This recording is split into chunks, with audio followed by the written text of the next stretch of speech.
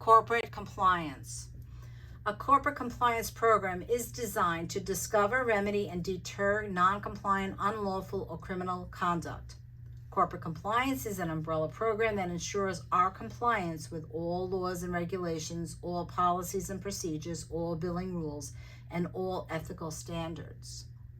If you suspect a violation of any kind, report it. You don't need to be sure to raise concerns. What you can do to stay compliant: always obey the law and follow all regulation. Adhere to ethical standards and follow our code of conduct. Show respect to other employees and to all residents and their visitors. Make sure your documentation is accurate. Avoid conflict of interest. Adhere to proper business practices and do the right thing. Hipaa. The Health Insurance Portability and Accountability Act, Hipaa, addresses privacy and security standards related to healthcare information. What is Protected Health Information, PHI? Protected Health Information, PHI, is any information that relates to an individual's physical and mental health, health-related treatment, healthcare-related payments, identifies or can be used to identify an individual. Examples: name, address, dates related to an individual, birth date, admission date, telephone numbers, email addresses, social security number, medical record number, account numbers, photographs. The General Privacy Law. Along with following the General Privacy Law, HIPAA requires that we limit the amount of PHI that we use, disclose, and request to the minimum amount necessary to accomplish our job responsibilities.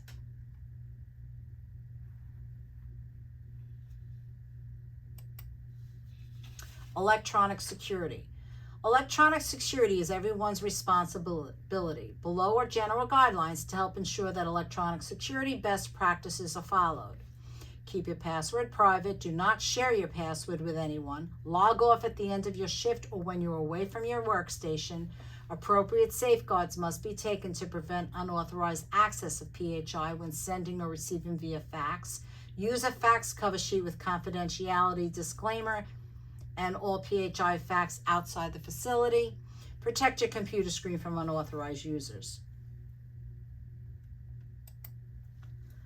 Civil and criminal penalties for HIPAA violations. Violations of HIPAA regulations can result in civil and criminal penalties for the organization and the individual violators. That means if you violate HIPAA. This means that violators can be fined and or spend time in jail. Privacy-friendly practices. Shred or destroy PHI in appropriate shred boxes. Move fax and copy machines to secure places. Do not discuss resident and public places where others can overhear. Secure all record containing PHI. Keep computer screens turned away from public view. Remember, right to privacy during treatment. Close doors and or close curtains. Do not leave messages on answering machines that include PHI. You must adhere to the General Privacy Rule, which states that information may only be used for treatment, payment, and healthcare operation purposes. Fire safety. In order for fire to exist, the following three elements must be present: air, oxygen, heat, fuel, which consists of anything that burns. The acronym is RACE. The first two steps happen simultaneously. You should sound the fire alarm, also shouting the code red, Dr. Red, while you rescue anyone in immediate danger. R is for rescue, rescue those in immediate danger. A is for alarm, pull the alarm and shout, Dr. Red, have someone call operator. C is for contain, contain fire, close door of the fire room immediately. E, extinguish, evacuate. Extinguish the fire only if it's small and contained. Otherwise, close the door and wait for the fire department to extinguish. Once again, our code for our facility is Dr. Red. Fire extinguisher instructions. Most fire extinguishers are ABC universal fire extinguishers. They can be used on most type of fires you may encounter at work. To use an extinguisher, remember the word pass. P is for pull pin out of extinguisher's handle. A, aim, unhook the hose and aim at the base of the fire. S, squeeze the handle while aiming the hose. And S, sweep from side to side at the base of the fire, usually between 10 and 15 feet away. If you do not know what is burning, do not attempt to extinguish the fire. You could cause an explosion or be exposed to toxic fumes.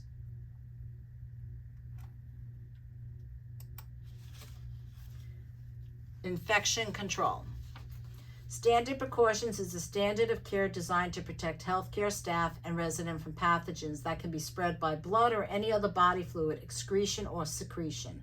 Standard precautions apply to contact with blood, body fluids, excretion, or secretion except sweat, non-intact skin, mucous membranes. Standard precautions must be used in the care of all residents regardless of their infection status. This means we treat all blood and body fluid as if it's infectious and takes the appropriate precautions. Hand hygiene is key. Proper hand hygiene as the most effective way to prevent the spread of infection. Hand hygiene includes both hand washing with soap and water and or using alcohol-based hand rubs. When hands are visibly dirty or soiled, wash with soap and water. When to wash your hands: when reporting to work, whenever your hands are dirty, before coming in contact with a resident, after any contact with a resident, between residents, between procedures on the same resident, before putting on gloves, after removing gloves, after handling dressings, specimen containers, contaminated tissues, after contact with any body fluid or any item contaminated by blood, body fluid, after using the toilet, blowing your nose, touching your hair or smoking, before and after eating, before leaving work.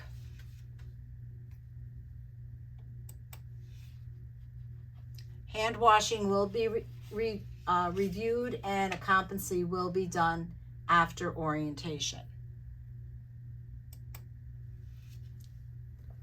Alcohol-based rubs: apply product to palm of hair and rub hands together vigorously, covering all surfaces of hand and fingers until dry. Do not use tissue, paper towel, or air dry by waving your hands. You would probably use alcohol-based rubs between 3 to 5 times, and then you have to wash your hands with soap and water. When should I wear gloves? Whenever you're going to come in contact with blood, body fluids, or mucous membranes, or contaminated objects. Before touching a resident, broken skin or mucous membrane, mouth, nose, eyes. Handling soiled linen or clothing: do not place dirty linen on floor. If the resident's on precaution, change gloves between tasks and residents. Dirty gloves spread germs just like dirty hands. Wearing gloves does not eliminate the need for washing your hands, and do not wear gloves in the hallway. When should I wear a gown, mask, and gloves? If the possibility exists you might get splashed with blood or body fluids, you enter a room of a resident on precautions, contact precautions, gloves and mask, and droplet precautions, glove, gown, and mask. Airborne precautions: gloves, gown, mask, goggles, and N95.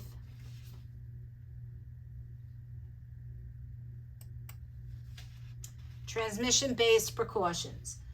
Number 1, contact precautions. Sometimes you touch an infected person having direct contact with the germ. Sometimes you touch an object that has been handled by an infected person having indirect contact with the infection.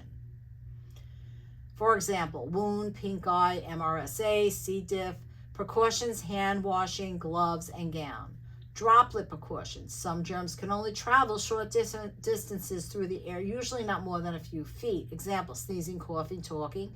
Sometimes you can get infected by directly inhaling the microorganisms. Sometimes you can get infected by touching high-touch surfaces that may harbor the germs and bringing the virus to the mucous membranes of your eyes, nose, and mouth, such as flu, bacterial meningitis. 3, airborne precautions. Some germs remain suspended in the air for a long period of time. One can get infected by inhaling contaminated air or dust, such as TB, chickenpox, measles, smallpox, and now, of course, we talk about COVID-19.